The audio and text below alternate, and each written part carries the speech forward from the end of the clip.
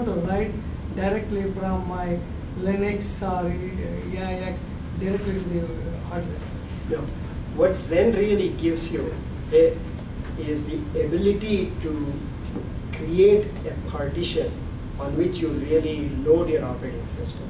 But for I/O, it creates a specific partition where you can really share the I/O of the platform across multiple virtual machines.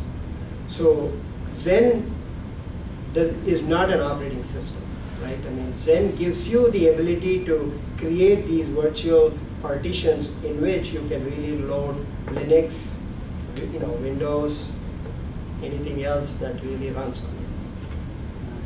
I have comment. I mean, I work on the virtualization, but a term Zen is given, as I said, like Zen actually runs on top of a operating system. That's a Zen virtualization. I think if you're talking about the Red Hat ones, they have another term called KVM hypervisor. Correct. That's it. Yeah, that's But that's the No, the KVM reason is when I saw this slide, I got confused. Right. Will That's we use SUSE or KVM? KVM is really a kernel Bare level. metal. It's not an operating system. It's really taking the Linux kernel and creating a hypervisor out of that. That's the So bare metal. That runs on the bare, that runs on the bare. Runs on the bare metal, and then Then Yeah. that runs on. So it's really, VMware also is really using, the Linux kernel to really create the, basically what is the hypervisor doing? Actually, it is doing time sharing of resources, right? So time sharing of resources, operating systems have been doing it for a long time, right? So you can, instead of really writing new code, if you take Linux, which is really freely available, you can take the kernel of Linux and use that as part of your hypervisor code. And basically, create the virtual, it still really needs that VMMs for each one of the virtual machines. It's the VMMs that really take the actual, supervisor instructions and translate that to Zen instructions, and Zen really, works with the actual bare metal instruction level. I got one slide on that too. Okay. This I just want to, I won't dwell into this. Basically, having virtualization gives you the flexibility at 3 levels. One at the virtual level, you can add and subtract virtual machines. You can add resources and take away resources. That's at one level. At the physical layer, you can add and take away resources. Again, this is the functionality that virtualization gives you. Doesn't mean that it's very easy to do, doesn't mean that people are really using it, but it gives you that functionality. And then at the third layer, the hypervisor layer, it gives you the functionality to really do mapping of the logical to the physical. And you can change that mapping and adjust it.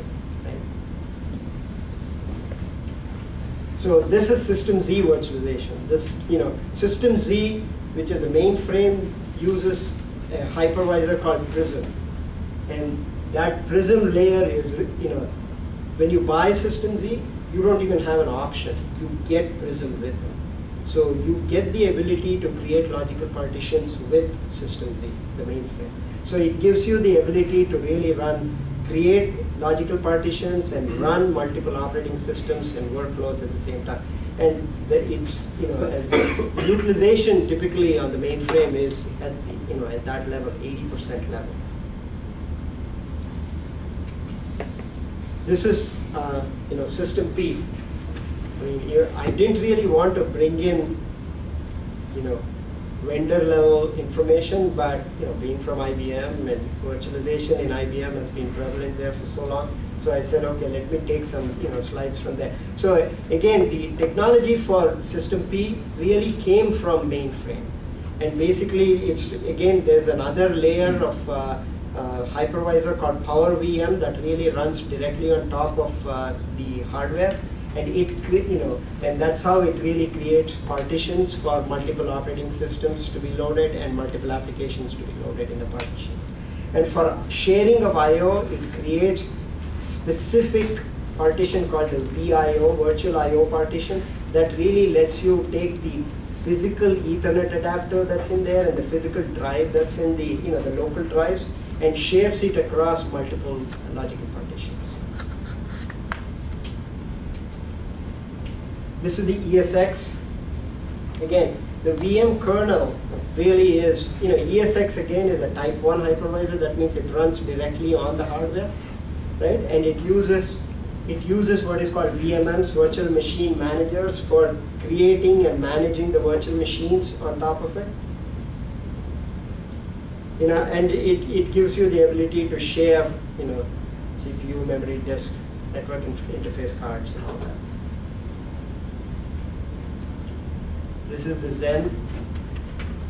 Zen is very, in some ways, it is really similar to our Power VM, where for sharing of I/O, you create a specific partition that really lets you share the I/O interface, the network cards and the disk drive that is local to the machine platform itself. Actually, one of the things I just want to bring up here is, see, even Intel and AMD actually off late, I think it was in the 2004, 2005 time frame, is really where they came up with new instructions. See, on the mainframe and P system, distributed systems, actually, we've always had some specific instructions, hardware instructions that really, are for providing virtual machine, logical partitioning. On the Intel platform, that wasn't the case. So everything was really done by software. All the context switching that really happened from one, going from one virtual machine to the other was all being done by software. But Intel and AMD, in the last 5 years, they've come out with new instructions that let you do that at the hardware level. That is really the VTX and the VTI and the AMD-V. They call it virtualization technology support. X was the first one, and then the I is really for the Itanium. Storage. Okay, again, storage also, this is really where we talked about storage virtualization at different layers. We've been doing it, right? Rightmost is server-based. So you really do it at the file system level. At the file system level, you really define drives that get mapped to physical drives, and the physical drives could be RAID drives, so you are really virtualizing at that level, right? That is one way. And then, the next layer is the storage server-based. Now we all really have storage area networks. That storage area network is really, a set of drives with machines to really manage that, right? So that itself is really providing a level of virtualization. So you're doing it at the storage area level. The third one is really the storage network layer. Some of the, the Cisco and the, the Brocade, McData, those guys really, at the storage network layer, they give you a level of virtualization. Again, you define the physical to logical mapping. Logical to physical mapping really gets done at the storage network level. The latest one is really the, where you really have it's between the, the storage network and the actual storage drives.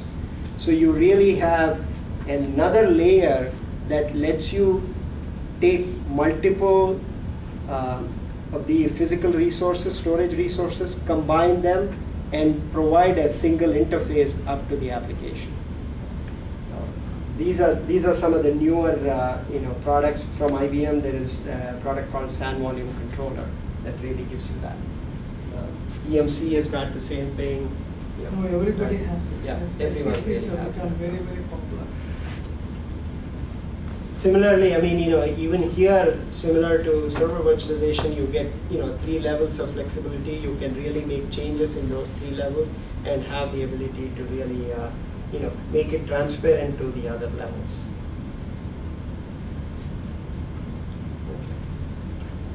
Client virtualization. I have only one slide on this. So desktop virtualization. This is really where